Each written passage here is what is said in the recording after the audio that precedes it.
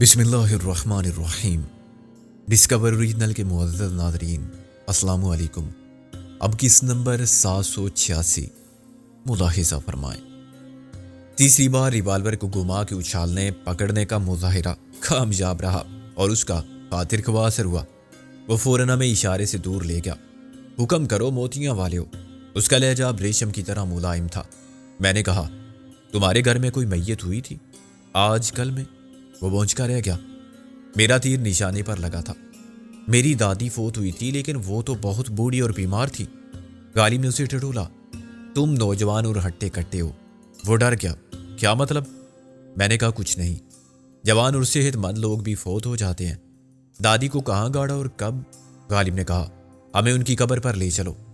اس وقت وہ اکلا کے بولا، کرشن نگر کے پیچھے قبرستان ہے، ہم فاتحہ پڑھنے آئے تھے۔ میں نے کہا، فاتحہ پڑھ کے جائیں گے۔ غالب نے کہا، تمہاری دادی میری دادی۔ میں نے کہا، میری تو دادی بھی نہیں تھی، صرف دادا تھا۔ ممبئی میں اس کے نام سے سب اسی طرح تھر تھر کانپتے تھے جیسے تم کانپ رہے ہو، موتیاں والے ہو۔ آخر کون ہو تم لوگ؟ کیا چاہتے ہو؟ میں نے اسے ٹیکسی کی طرف دھکیلا۔ ہمارے ساتھ چل کے بتاؤ کہ دادی کی قبر کون سی ہے۔ خاموشی سے چلو گے یا شور مچاتے ہوئے؟ تم مجھے قتل کر دو گے وہاں لے جا کے؟ وہ چلانے لگا تھا۔ میں نے اس کے منہ پر ہاتھ رکھا اور ٹیکسی میں کھینچ لیا۔ غالب نے دروازہ پہلے ہی کھول دیا تھا۔ شوقین مزاج نوجوان نے واجبی سی مزاحمت کی اور زخمی پرندے کی طرح پھڑ پھڑایا، مگر میری گرفت سے اس نے اپنی کوشش کے رائے گاہ جانے کا یقین کر لیا۔ اس نے ٹانگیں چلانی بند کر دی۔ ٹیکسی روانہ ہوئی تو میں نے اسے چھوڑ دیا۔ اس نے سب سے پہلے لال ریشمی رومال کو گلے سے الگ کیا، جس کی وجہ سے اس کا دم گھٹنے کی نوبت آ گئی تھی۔ موتیے کی کلیاں تو پہلے ہی بکھر چکی تھی۔ میں نے کہا، تمہاری دادی کا انتقال ہاسپٹل میں ہوا تھا نا؟ اس نے لمبے لمبے سانس لے کر کہا، ہاں۔ تم وہی ہو نا؟ میں نے کہا، نہیں، ہم وہ نہیں ہیں۔ آج کس کے کوٹھے پر گئے تھے؟ نگینا بائی۔ اس نے کہا، امرتسر والی نہیں، دوسری۔ روز جاتے ہو؟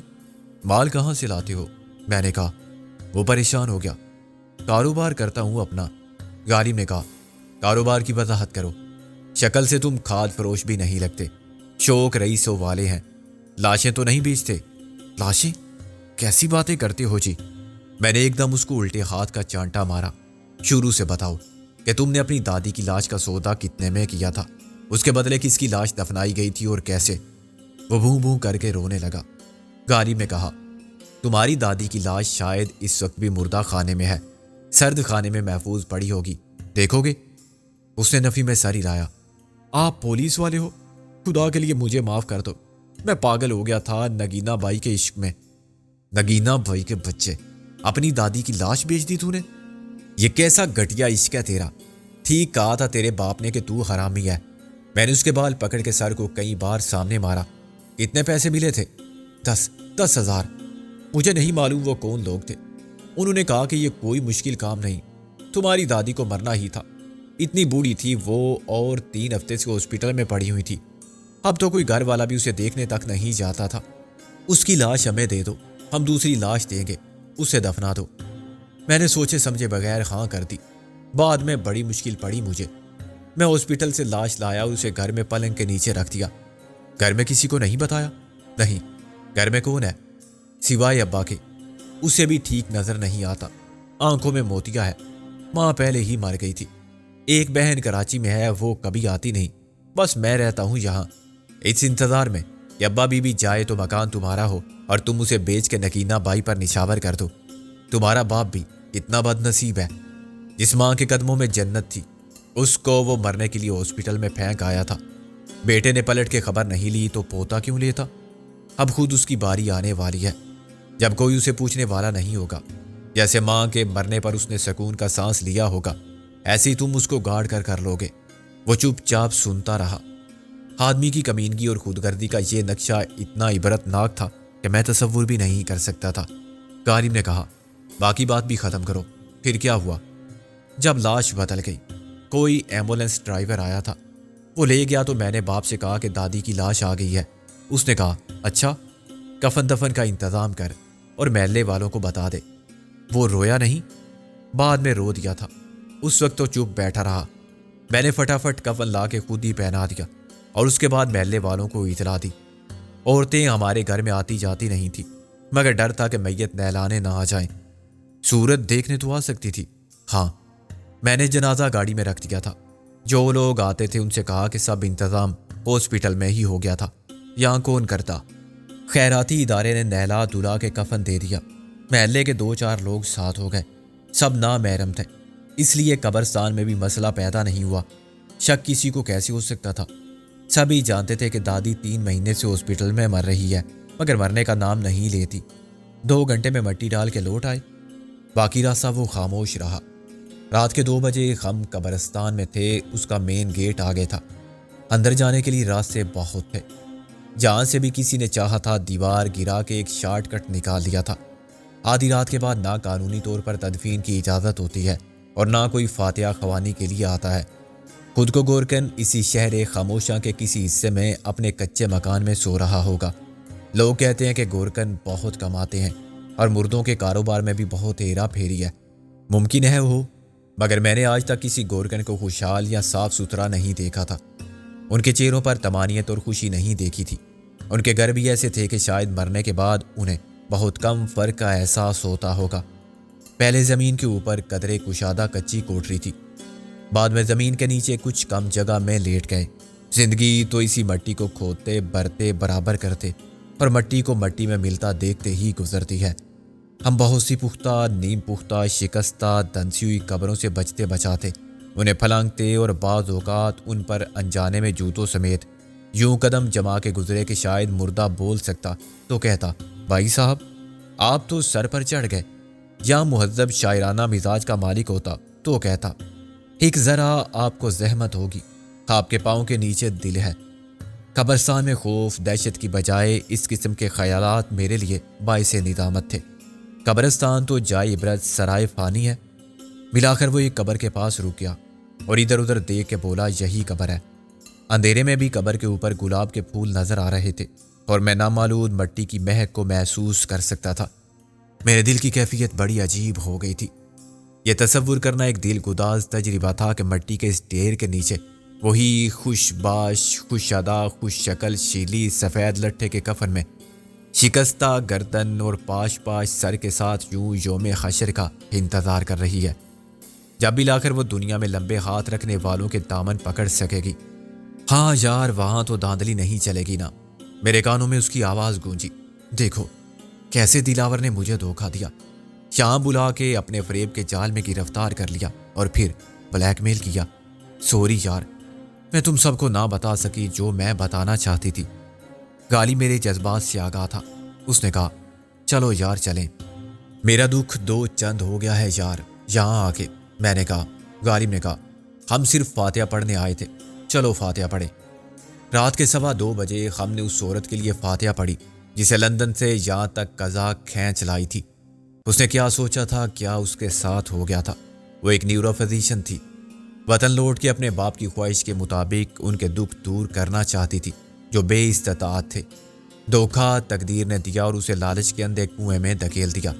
ہم دل گرفتہ واپس ہوئے، مر کے بھی چین نہ پایا تو کدھر جائیں گے؟ کبھی سوچا ہی نہ تھا۔ کیا بھی رسوائی کا کچھ اور تماشا باقی ہے یار؟ شیلی کی صدا کسی باز گشت کی طرح آئی۔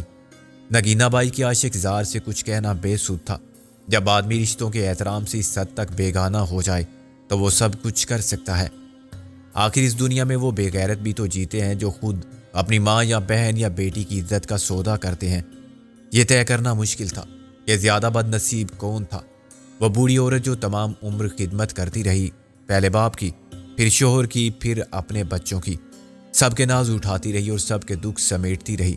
شوہر تو خیز مجازی خدا تھا، وہ پاؤں کی جوتی بنا کے بھی رکھے تو صابر عورت زبان پر شکوہ نہیں لاتی، مگر تمام عمر قربانیاں دے کر اور ہر ستم برداشت کر کے وہ ایک جنت کے خواب ضرور دیکھتی ہے جو صرف اس کے قدموں کے نیچے ہوتی ہے۔ لیکن اولاد اس جنت کو بھی جہنم بنا دے، اس عورت سے زیادہ بدقسمت کون ہو سکتا ہے؟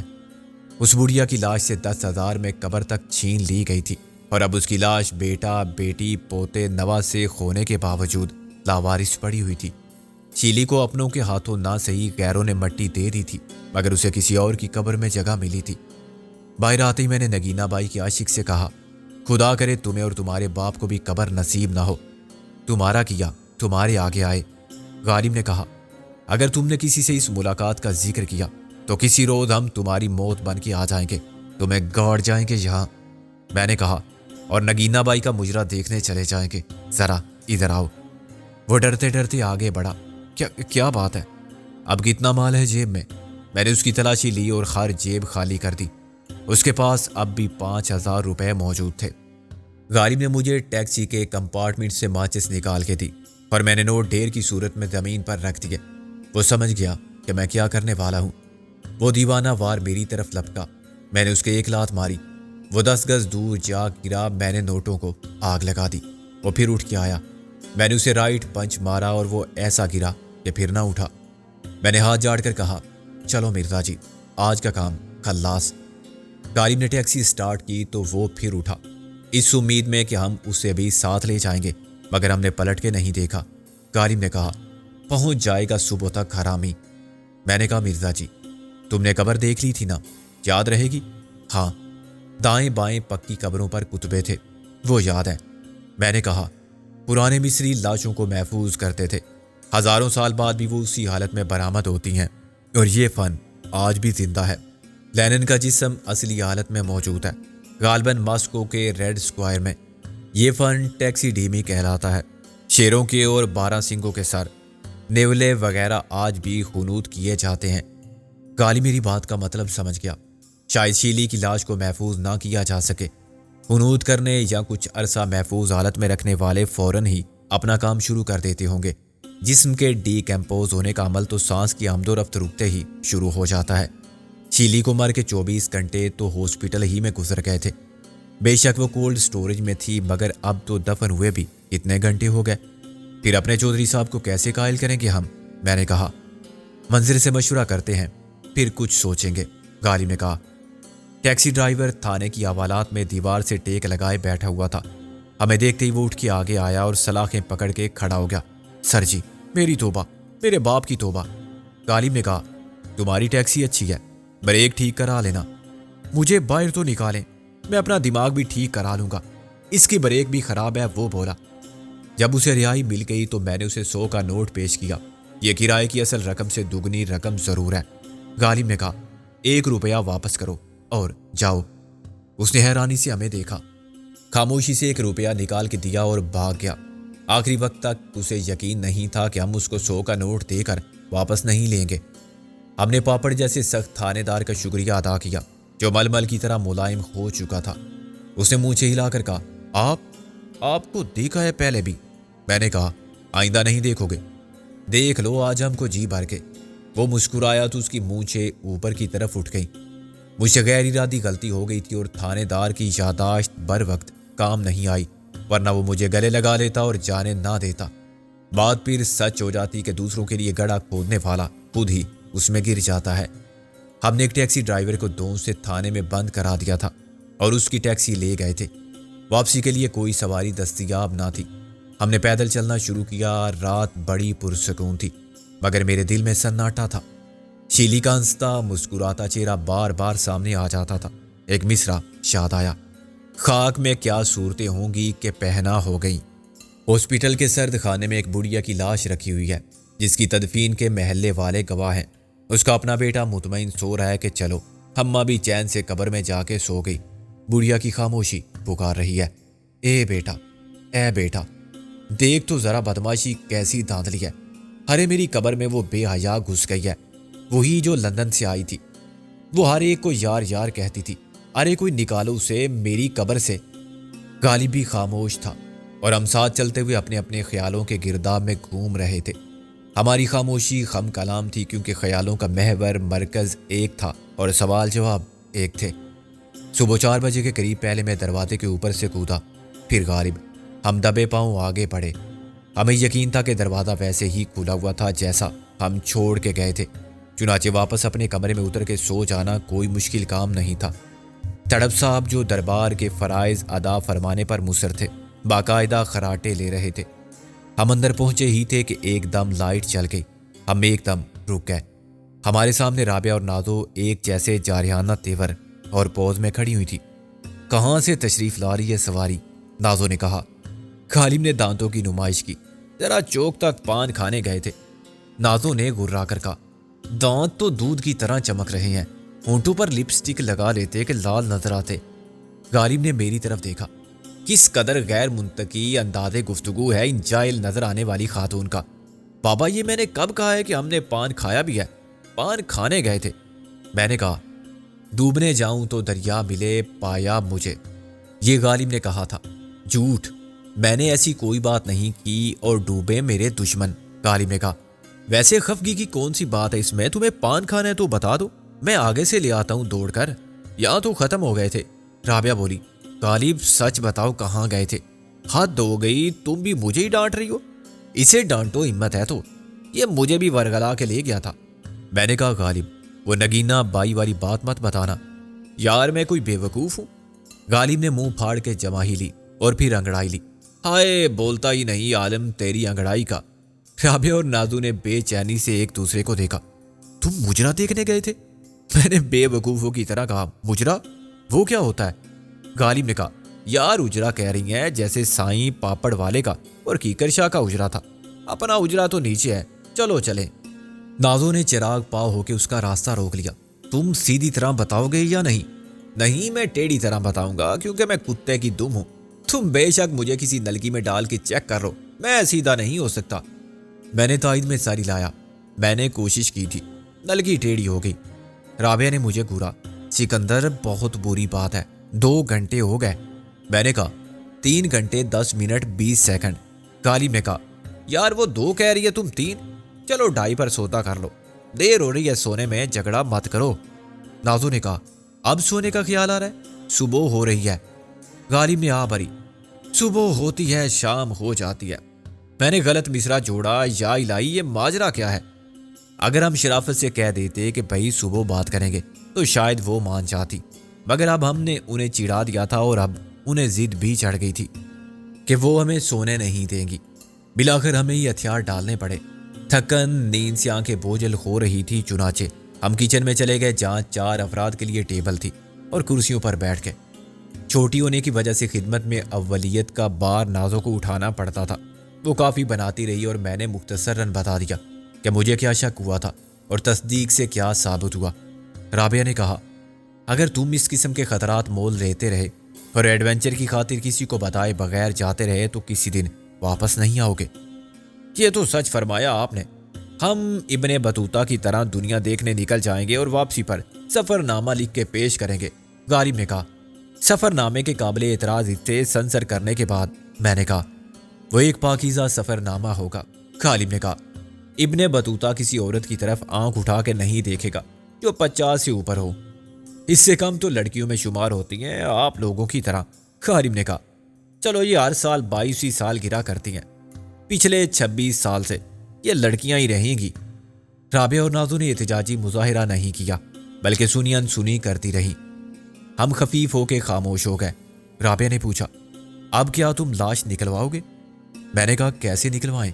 اس سوزر پر، اس کے لیے تو کورٹ کے آرڈر ضروری ہیں، اور کورٹ آرڈر کے چکر میں پڑیں گے تو دلاور اینڈ کمپنی کو خبر مل جائے گی، وہ لاش کہیں اور دفنا دیں گے۔ غالب نے کہا، یہ کارروائی تو اچانک اور خاموشی سے ہونی چاہیے۔ رابعہ نے نفی میں ساری لایا، یہ مشکل ہے بلکہ ناممکن۔ میرا بھی یہی خیال ہے، میں نے کہا۔